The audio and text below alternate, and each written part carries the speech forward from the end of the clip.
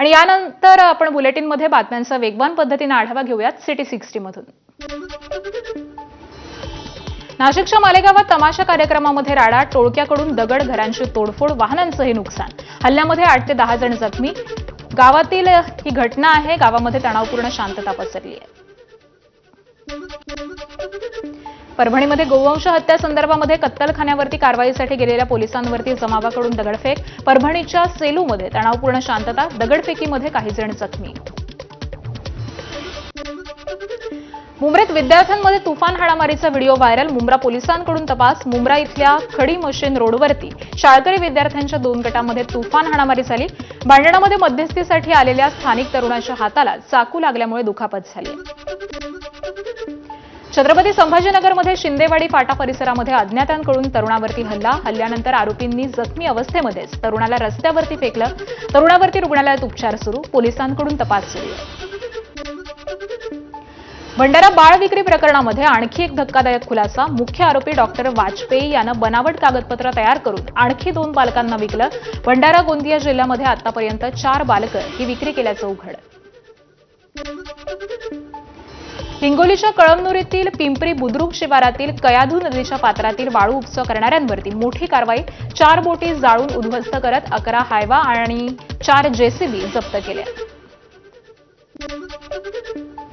विद्युत तारांच्या घर्षणामुळे 3 ते 4 एकर गहू जळून खाक। धुळ्याच्या शिरपूर तालुक्यातील दुर्बळा इथली घटना आहे। काढणीला आलेला गहू डोळ्यांदेखत जळाल्यामुळे शेतकऱ्याचं लाखो रुपयांचं नुकसान झालंय।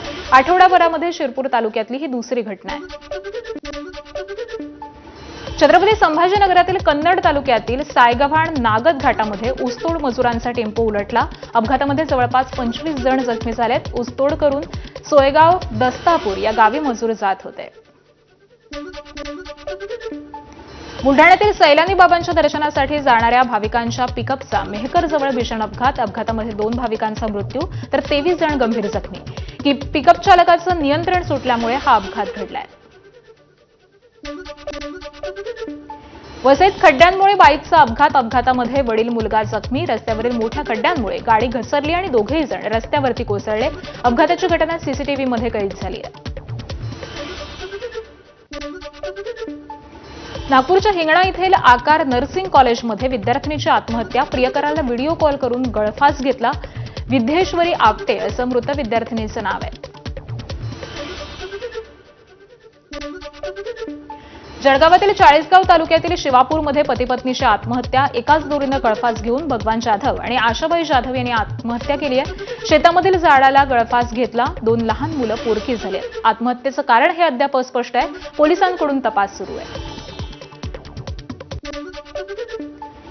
झोपलेल्या कुत्र्यावरती कार घातली। कुत्र्याचा जागीच मृत्यू। वसई किल्ला बंदर इथली जेट्टी जवळची घटना आहे। कुत्रा कारपासून दूर झोपलेला असताना देखील कार चालकानं कुत्र्याच्या अंगावरून ही कार नेली। कार चालकाच्या मुजोरीची घटना ही सीसीटीव्हीमध्ये कैद झाली आहे। चालकाविरोधात गुन्हा दाखल।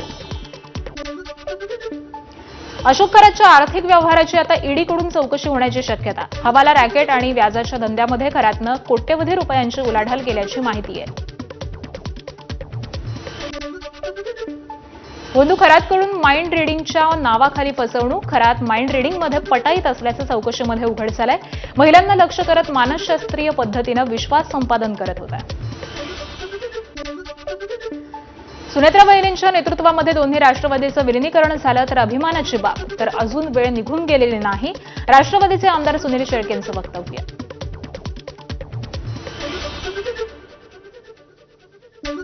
पक्षाच्या राष्ट्रीय अध्यक्ष झाल्यात, राज्याचे उपमुख्यमंत्री देखील झालेले आहेत आणि सुनेत्रा वहिनींच्या नेतृत्वात राष्ट्रवादी काँग्रेस पक्ष मोठा होत असेल, सुनेत्रा वहिनींचं नेतृत्व मान्य असेल तर दोन्ही पक्ष विलीनीकरण करून एकत्रितपणाने पुढे जात असेल तर आम्हाला देखील त्याचा अभिमान असेल। विलिनीकरणाबाबतचा निर्णय सुनेत्रा पवार घेतील। राष्ट्रवादीचे प्रदेशाध्यक्ष सुनील तटकरे यांची प्रतिक्रिया। तर भाजपनं राष्ट्रवादीच्या कोणत्याही बाबतीमध्ये हस्तक्षेप केलेला नाही, तटकरेंची माहिती।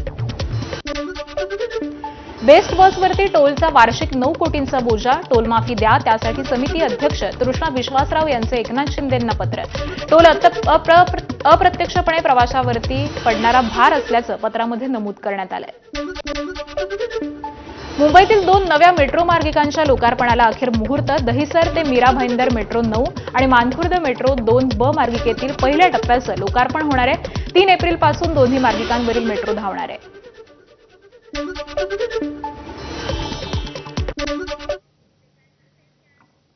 आणि यानंतर आत्ताची एक ब्रेकिंग बातमी